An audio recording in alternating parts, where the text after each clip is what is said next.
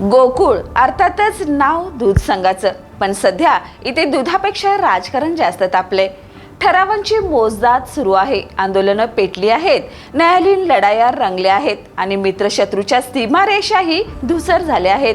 त्यातच न्यायालयाच्या एका निर्णयाने तब्बल 650 दूध संस्था अपात्र ठरल्याने गोकुळच्या राजकारणात मोठा भूकंप झालाय.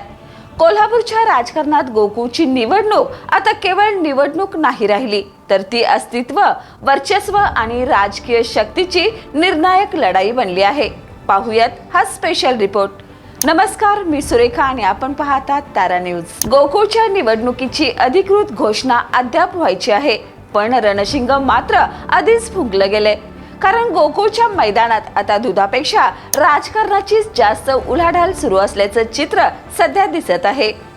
संचालक मंडळ निवडीसाठी दाखल झालेल्या ठरावांची संख्या 84 वर पोहोचली आहे. करवीर, आजरा आणि गडिंग्लज या तालुक्याने सर्वाधिक ताकद दाखवली आहे. वरवर पाहता हा केवळ आकड्यांचा खेळ वाटतो, पण राजकारणात आकडे कधीच साधे नसतात. प्रत्येक ठराव म्हणजे एका गटाच्या ताकदीची, प्रभावाची आणि भविष्यातील दावेदारीची घोषणा असते. मात्र आता या निवडणुकीत पहिला मोठा राजकीय भूकंप झालाय. न्यायालयाच्या आदेशानंतर तब्बल 650 दूध संस्था अपात्र ठरल्यात. या निर्णयामुळे महायुतीच्या गोट्यात खळबळ उडाली असून अनेकांचं राजकीय गणित विस्कटल्याची चर्चा सुरू आहे. निवडणुकीच्या तोंडावर आलेल्या या धक्क्यामुळे गोकुळच्या सत्ता समीकरणात मोठे बदल होण्याची शक्यता व्यक्त केली जात आहे. याच पार्श्वभूमीवर 267 दूध संस्थांच्या मतदान अधिकाराचा प्रश्न अजूनही प्रलंबित आहे. सुनावण्या सुरू आहेत, न्यायालयीन प्रक्रिया सुरू आहे आणि याच ठिकाणी निवडणुकीचा खरा ट्विस्ट दडलेला आहे.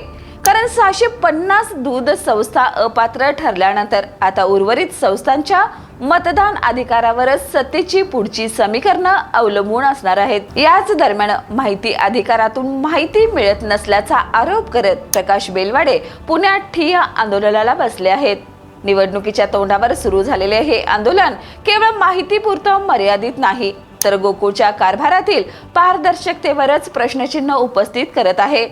दरम्यान वैद्यकीय शिक्षण मंत्री हसन मुश्रीफ प्रत्येक पात्र दूध संस्थेला मतदानाचा अधिकार मिळवून देण्यासाठी सर्वोच्च न्यायालयापर्यंत जाण्याची भूमिका घेतली आहे. हे विधान केवळ सहकार क्षेत्रातील नाही, तर थेट राजकीय संदेश देणारं मानलं जातंय. पण या संपूर्ण निवडणुकीतील सर्वात चर्चेचा मुद्दा ठरलाय तो अदृश्य शक्ती या शब्दाचा. आम्ही महायुतीचे आहोत हे सिद्ध करण्यासाठी आणखी काय करायचं, असा सवाल करताना मुश्रीफ यांनी काही छुपे कारनामे सुरू असल्याचा दावा केलाय. राजकारणात जेव्हा एखादा नेता अदृश्य शक्तीचा उल्लेख करतो, तेव्हा त्यामागे काहीतरी अस्वस्थता दडलेली असते असं मानलं जातंय. दुसरीकडे सतेज पाटील आणि हसन मुश्रीफ यांच्या राजकीय मैत्रीच्या चर्चाने पुन्हा डोकं वर काढलंय. महायुती म्हणून निवडणूक लढण्याचा निर्धार जाहीर झाला असला तरी जिल्ह्याच्या राजकारणात अजूनही या दोघांच्या समीकरणावर चर्चा सुरूच आहे. याच चर्चेला उत्तर देताना आता सतेज पाटलांसमोर ढाल आणि तलवार घेऊन जायचं का, असा सवाल मुश्रीफ यांनी उपस्थित केलाय. मात्र या विधानामागे एक वेगळाच राजकीय संदेश दडलेला आहे. कारण गोकुळची निवडणूक जिंकण्यापेक्षा सध्या महत्वाचं झालं आहे ते म्हणजे कोण कोणासोबत आहे हे सिद्ध करणं.